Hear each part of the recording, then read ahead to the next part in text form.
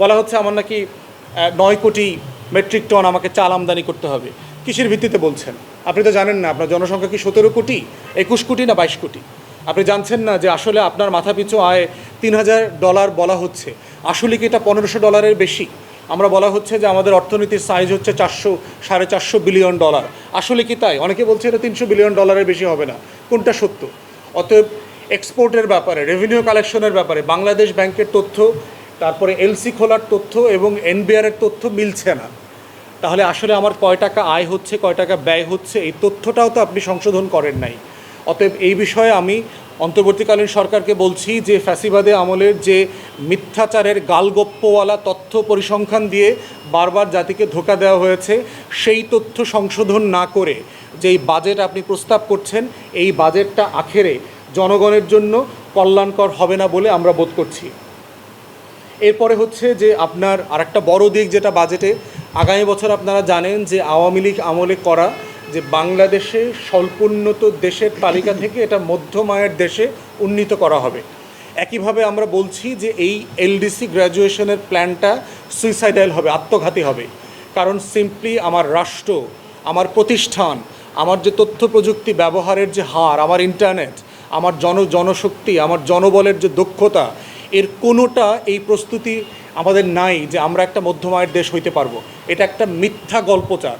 যেভাবে আপনার নোবেল পুরস্কারের লোভে শেখ হাসিনা 13 লক্ষ রোহিঙ্গাকে এখানে আশ্রয় দিয়েছে, ঠিক এমনিভাবে মধ্যম আয়ের দেশ হবার যে গল্প, এই গল্প থেকে আমাদেরকে সেফগার্ড করতে হবে।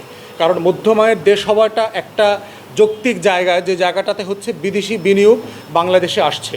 কিন্তু আমরা যখন মধ্যম আয়ের দেশে চলে যাব, সারা পৃথিবীতে ব্যবসা বাণিজ্য, ঋণে, আপনার রপ্তানিতে, আমদানিতে আমরা যে সুবিধাগুলো পাই, এই প্রত্যেকটা সুবিধা হচ্ছে আমরা সুবিধা থেকে বঞ্চিত হব। আমাদেরকে দুনিয়ার বড় বড় ব্যবসায়ীদের সাথে, বড় বড় দেশগুলোর সাথে তখন প্রতিযোগিতা করতে হবে। তো যেই প্রতিযোগিতার জন্য আমি প্রস্তুত না, সেই প্রতিযোগিতার পিচে আমাকে খেলে 4-6 মারবার যে আয়োজন করা হচ্ছে, আমরা বোধ করছি যে এই পরিকল্পনাটা সাসপেন্ড করা দরকার। এই বাজেটেও দেখলাম অর্থ উপদেষ্টা ধরে নিয়েছেন যে আগামী বছর নভেম্বরে আমরা এলডিসি গ্র্যাজুয়েশন করছি, তাই এই ধরনের বাজেট করা দরকার। এবং এই জন্য যেটা করেছে, ব্যবসায়ীদেরকে যে ট্যাক্স প্রণোদনা দিত বিভিন্ন জায়গায়, বিভিন্ন ইন্ডাস্ট্রিতে, এই প্রণোদনা কমিয়ে এনে ট্যাক্সের পরিমাণ বাড়াচ্ছে যেন তারা আন্তর্জাতিকভাবে কম্পিটিটিভ হইতে পারে। কিন্তু কিভাবে কম্পিটিটিভ হবে? যেই দেশে ইন্ডাস্ট্রিতে গ্যাস নাই, তেল নাই, দক্ষ জনবল নাই, আইটি জানা লোক নাই, আপনি কিভাবে ওভারনাইট তাকে শুধুমাত্র ট্যাক্স বাড়ানো কমানোর মধ্য দিয়ে এলডিসির জন্য যোগ্য করবেন? আমরা বোধ করছি যে এই কাজটা হবে আত্মঘাতী হবে বাংলাদেশের জন্য। বরং এই এলডিসি অ্যাপ্লিকেশন সাসপেন্ড করে দেওয়া দরকার। আমাদের মধ্যম আয়ের দেশ জোর করে হবার দরকার নাই। এটা রাষ্ট্রের জন্য ক্ষতিকর হবে, দেশের জন্য ক্ষতিকর হবে, আমার বিনিয়োগের জন্য ক্ষতিকর হবে, আমার জব ক্রিয়েশনের জন্য ক্ষতিকর হবে, কর্মসংস্থানের জন্য ক্ষতিকর হবে। তাই এই পরিকল্পনা বাদ দিয়ে হচ্ছে এলডিসিতে থেকে কিভাবে আমরা সারা দুনিয়ার বেনিফিট নিতে পারি। ওষুধ কোম্পানিগুলো দেখেন অলমোস্ট 0 টাকায়, 0 ট্যাক্সে সারা দুনিয়াতে ওষুধ রপ্তানি করতে পারে। এটা কেন পারছে? কারণ আমি এলডিসিতে আছি, আমার উপর শুল্ক দিতে পারছে না। বড় বড় ধনী দেশগুলো আপনার যে ওষুধের পেটেন্ট তৈরি করে, সেই পেটেন্টগুলো আমাদের মতো দেশগুলোতে তারা 0 টাকায় দিয়ে দেয় অথবা নামমাত্র টাকায় দিয়ে দেয়। আপনি যদি ওই ওষুধগুলোকে পেটেন্ট কিনে আনতে চান, এই পেটেন্ট কিনে এনে আপনি এই ওষুধ বাংলাদেশে বানিয়ে গরিব মানুষকে ওষুধ খাওয়াতে পারবেন না। এই বাস্তবতা আছে। অতএব মধ্যম আয়ের দেশ হবার এই পরিকল্পনা বাদ দিতে হবে বাংলাদেশের স্বার্থে, এবং সেই মোতাবেক আমার বাজেটকে রিভাইজ করাটা জরুরি বলে মনে করছি। কালো টাকা সাদা করবার প্রভিশনটা এই বছরও রাখা হয়েছে, যেটা দুঃখজনক।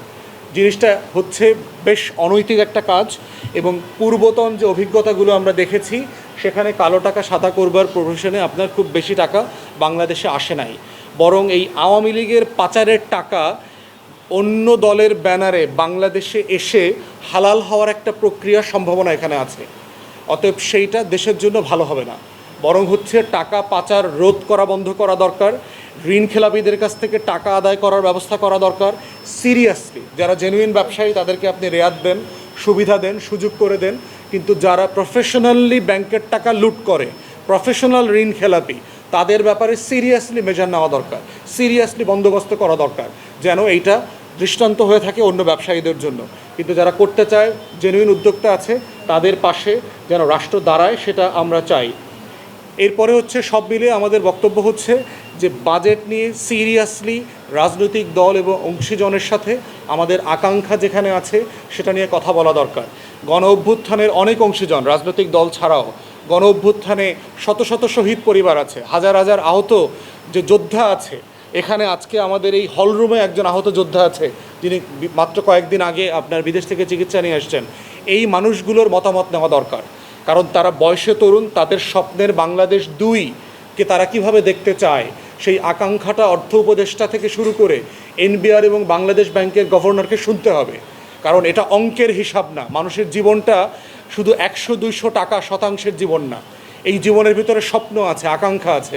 দা এবং দরদের যে আকাঙ্ক্ষা, সেই বাংলাদেশ 2-এর গল্পটা তার কাছ থেকে শুনতে হবে।